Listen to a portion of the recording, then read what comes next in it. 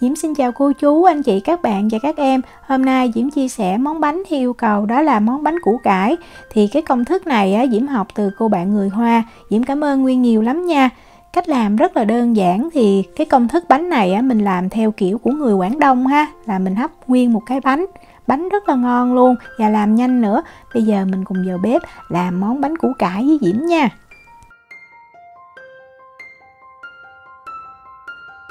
Đầu tiên mình đi chuẩn bị những cái nguyên liệu khô. Thì Diễm có 2 cái nấm hương khô.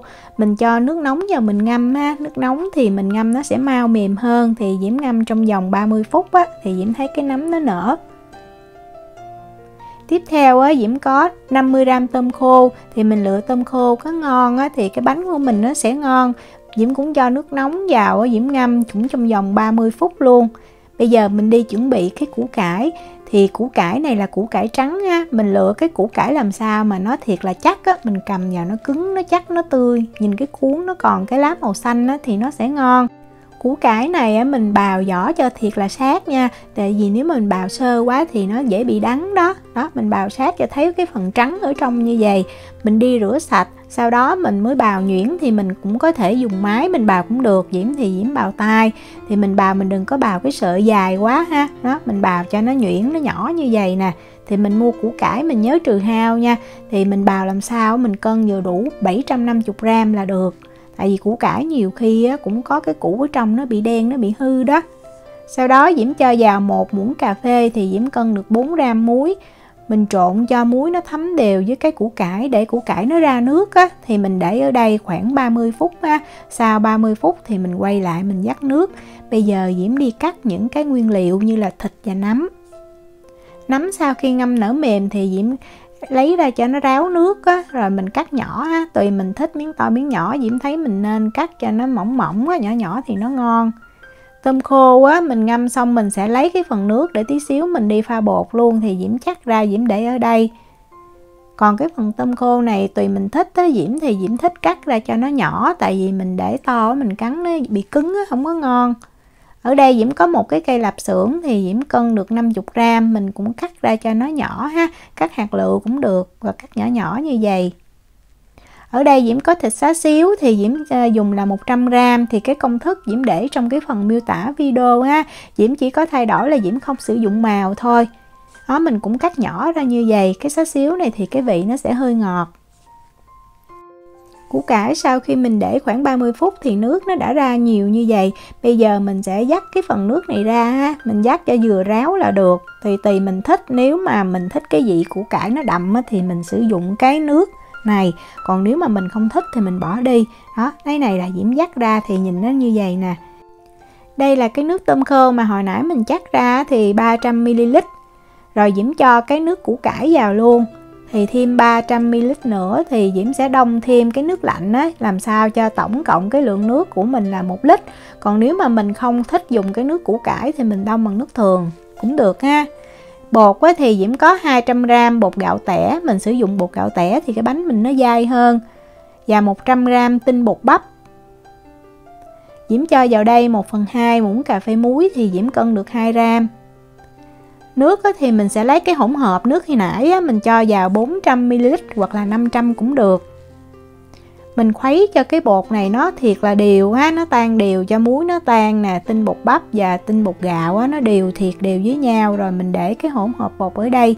Bây giờ mình đi xào cái phần thịt. Thì bắt cái chảo lên bếp Diễm cho vào đây 1 muỗng canh dầu ăn.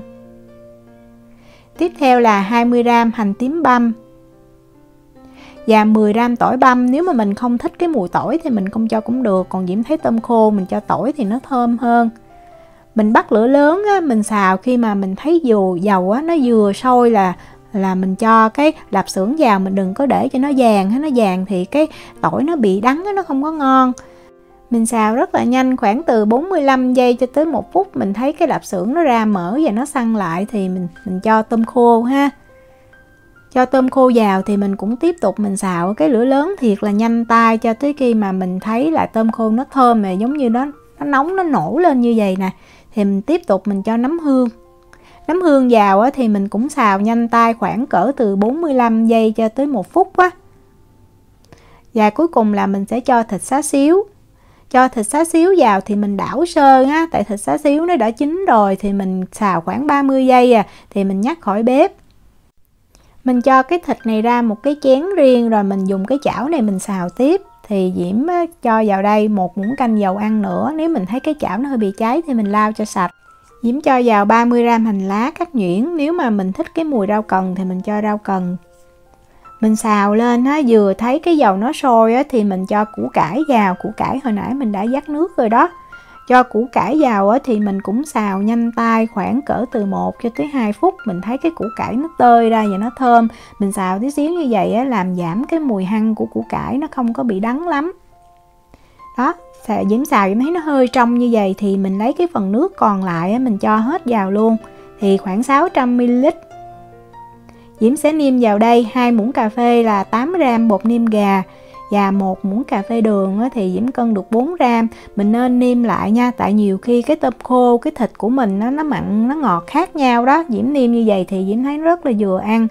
Mình nấu cho cái nước này nó sôi lên và mình hạ xuống cái lửa trung bình nha, để mình cho bột vào. Nếu mình để lửa lớn quá mình cho bột vào nó dễ bị đóng cục. Mình khuấy bột lên như nó tan thì có thể nó bị lắng ở dưới cái đáy đó. Rồi mình cho vào trong cái chảo. Mình lấy cái phần thịt mình cho vào luôn mình chừa lại tí xíu, khoảng cỡ 1/6 mình chừa lại để tí xíu nữa mình rắc lên trên cái mặt của cái bánh. Cho vào thì mình dùng đũa mình khuấy thêm một chiều cho tới khi nào mà mình thấy cái bột của mình nó đặc lại. Thì nếu mà mình thích ăn cái bánh nó thiệt là mềm tan trong miệng thì vừa đặc như vậy thì mình nhắc khỏi bếp được. Diễm thì Diễm thích ăn cái kiểu nó dẻo, nó chắc hơn tí xíu, vì vậy Diễm xào thêm khoảng 1 phút nữa cho tới khi mà Diễm thấy là cái bột nó giống như nó tạo hơi thành khối tí xíu Mình làm rồi mình rút kinh nghiệm, tùy mình thích ăn cái bánh nó mềm hay nó chắc Nếu mà mình thích mềm thì mình đừng có xào cái bột này nhiều, nếu mà mình thích ăn nó chắc thì mình xào cho nó tạo thành khối lại như vậy. Rồi Diễm nhắc khỏi bếp. Nhắc khỏi bếp rồi mình cũng tiếp tục mình đảo tí xíu, tại vì cái chảo nó nóng ở dưới, có thể cái bột nó chín Rồi mình cho vào 1 muỗng canh dầu. Diễm thì Diễm cho dầu mè thử thì Diễm thấy rất là thơm, nhưng cô bạn của Diễm nói thì bánh củ cải này mình không có cho dầu mè.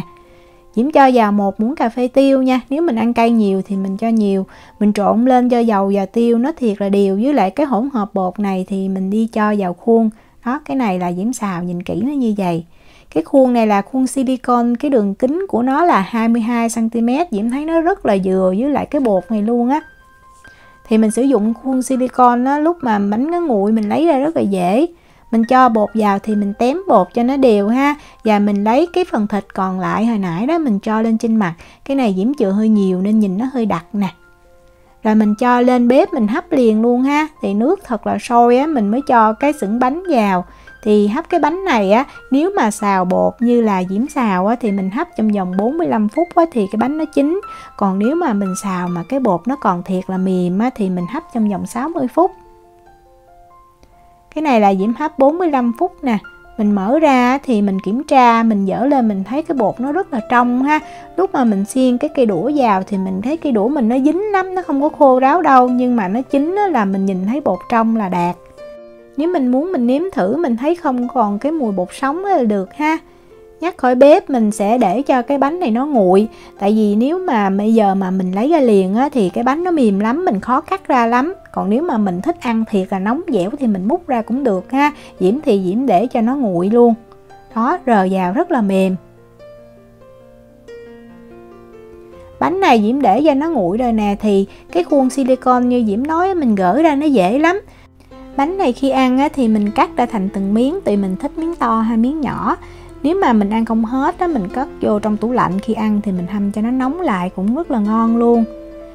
Bánh này Diễm thấy mình ăn nóng nó ngon hơn là lúc nguội, nhưng mà mình để nguội thì mình sẽ dễ cắt hơn. Khi ăn thì mình cho hành lá lên trên nè, và mình cho ngò rí nữa. Nếu mà ăn theo như kiểu của người Tiều thì mình làm thêm nước mắm chua ngọt tùy mình thích Diễm chúc cô chú, anh chị, các bạn và các em thành công với món bánh củ cải này. Nếu mà có thắc mắc gì thì cứ để lại lời nhắn hoặc là gửi tin nhắn cho Diễm.